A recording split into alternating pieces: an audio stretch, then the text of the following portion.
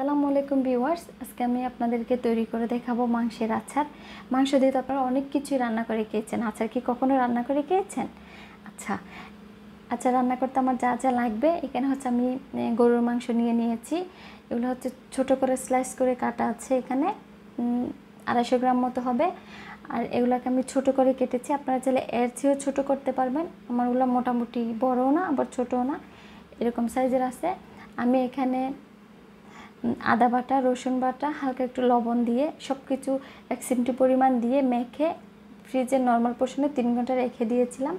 এরপরে হচ্ছে নিয়েছি এখানে হচ্ছে আমি মরিচের গুঁড়া, হলুদের গুঁড়া, ধনিয়ার গুঁড়া, জিরার গুঁড়া, গরম মশলার গুঁড়া সব কিছু হচ্ছে আধা চা চামচ করে নিয়েছি। লবণ যেহেতু আমি আগে দিয়েছি এই জন্য এখন একটু কমিয়ে দিলাম, লাগলে আমি পরে আবার অ্যাড করব। এখানে আমি রসুন বাটা দিয়ে দিলাম, আদা বাটা দিয়ে দিলাম, এগুলো আধা চা চামচ করে আছে, আমি পরে আবার ইউজ করব। আর এখানে আমি সরিষার তেল দিয়ে দিচ্ছি। সরিষার তেল দিয়ে এখন মাংসটাকে আমি সব কিছু মশলার সাথে ভালোভাবে মিক্স করে নিব। মিক্সটা অনেক ভালোভাবে করতে হবে, যেহেতু এখানে আমি আর পানি কিছুই দিব না, সরাসরি চুলায় বসিয়ে দিব, সেহেতু আমি মাংসের সাথে মশলাটা খুব ভালোভাবে মিক্স করতেছি। আপনারা দেখেই বুঝতেছেন। এটা আমি ভালোভাবে মিক্স করে প্যানের সাথে লেবেল করে দিয়ে দিচ্ছি। এখন আমি চুলায় বসিয়ে দিলাম। চুলায় বসিয়ে দিয়ে এখন হচ্ছে লো এবং মিডিয়ামের মাঝামাঝি আঁচটাকে আমি 10 থেকে 12 মিনিট এটাকে রান্না করে নিব। কিন্তু এর মাঝে এসে আপনার কয়েকবার হচ্ছে আমি নেড়ে দিব। আমি এর মাঝে কয়েকবার নেড়ে দিয়েছি। এখন হচ্ছে বেশ পানি উঠে আসছে।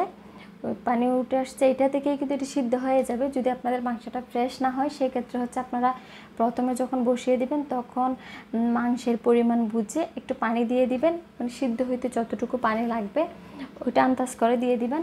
আর এখন হচ্ছে আমি হালকা আছে পানিটাকে পুরোটা শুকিয়ে মাংসটাকে ভালোভাবে সিদ্ধ করে নিব, মানে মোটামুটি সিদ্ধ করে নিব।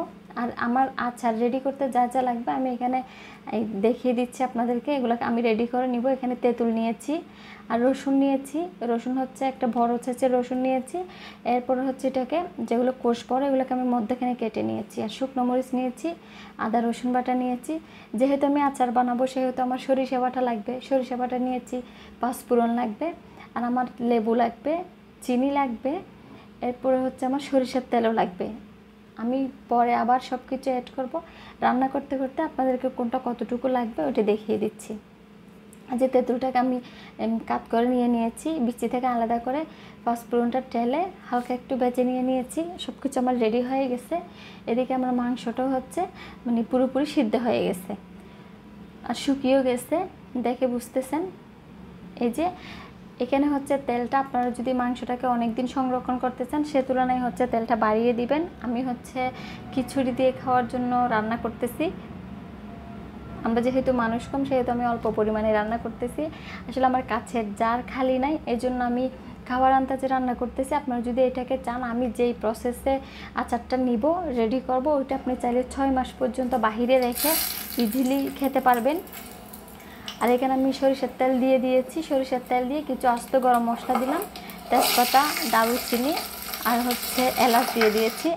ওই যে আগে থেকে যে রসুন আর শুকনো মরিচটা নিয়েছিলাম ওটা দিয়ে দিলাম, আদা রসুন বাটা দিয়ে দিলাম, আবার আধা চা চামচের একটু কম করে এটা দিয়ে আমি এখন ভালোভাবে এটাকে কষিয়ে নিব। এটা যেহেতু সরিষার তেল সেহেতু একটু ফেনা উঠতেছে, ভয়ের কোনো কারণ নেই। আর এখানে 2 চা চামচ পরিমাণ আমি দিয়ে দিচ্ছি হচ্ছে সরিষা বাটা। আপনারা যদি আমার চ্যানেলে নতুন হয়ে থাকেন আমার চ্যানেলটি সাবস্ক্রাইব করে নেবেন, পাশে থাকা বেল আইকনটি বাজিয়ে দিবেন। এতে করে হবে কি আমি নতুন কোনো ভিডিও দিলে আপনাদের কাছে নোটিফিকেশন চলে যাবে।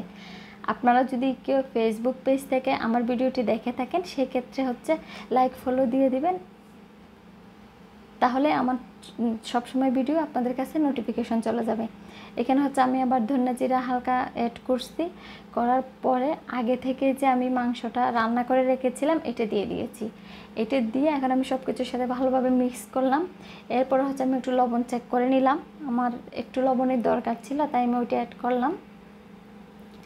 এটাকে আমি ভালোভাবে মানে সব কিছু মিক্স করবো, প্লাস হচ্ছে নাড়তে থাকবো।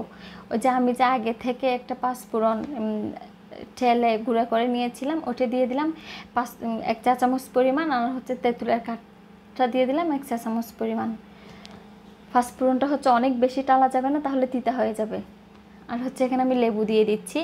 আপনারা এখানে ভিনেগারও দিতে পারবেন, যদি অনেক দিন ধরে সংরক্ষণ করতে চান সেক্ষেত্রে আপনারা ভিনেগার দিবেন। আমি টকের জন্য হচ্ছে শুধু লেবুটা দিচ্ছি, আমি এটা সংরক্ষণ করব না, আমি খিচুড়ি দিয়ে খাওয়ার জন্য রান্না করতেছি। এটা আপনি খিচুড়ি দিয়ে খেতে পারবেন, সব কিছুর সাথেই আসলে মানে আচারটা যায় যেভাবে খেতে চাই। আমি হচ্ছে যে 1 চা চামচ পরিমাণ হচ্ছে চিনি দিয়ে দিচ্ছি টক এবং ঝালকে ব্যালেন্স করার জন্য। এটা হচ্ছে নিজেদের স্বাদ অনুযায়ী দিয়ে দিবেন, যে যতটুকু ঝাল মিষ্টি পছন্দ করেন ওটা আসলে ওইভাবেই দিয়ে দিবেন। আমি এখন যেভাবে আচারটা নিচ্ছি এটা হচ্ছে পুরোপুরি আপনি 6 মাস পর্যন্ত কাচের জারে ভরে বাহিরে রেখে সংরক্ষণ করতে পারবেন, মাঝে মধ্যে রোদে দিলে হয়ে যাবে। আর যদি আপনি চান যে এটাকে 7-8 মাসের মতো রাখবেন তাহলে নর্মাল ফ্রিজের নর্মাল পোর্শনে আপনি রেখে এটাকে অনেক দিন খেতে পারবেন, খুবই টেস্টি হয়। আপনারা যদি কখনও এটা ট্রাই করে না থাকেন আমার ভিডিওটি দেখে ট্রাই করবেন, কেমন হয়েছে আমাকে কমেন্টসে জানাবেন। আশা করি বাসার সময় অনেক পছন্দ করবে, আমার বাসাতেও আমার বাচ্চা আমার স্বামী ওরা অনেক পছন্দ করেছে। আশা করি আপনাদেরও ভালো লাগবে। সবাই ভালো থাকবেন, সুস্থ থাকবেন। আপনাদের সাথে দেখা হবে নতুন অন্য কোনো ভিডিওতে। আল্লাহ হাফেজ।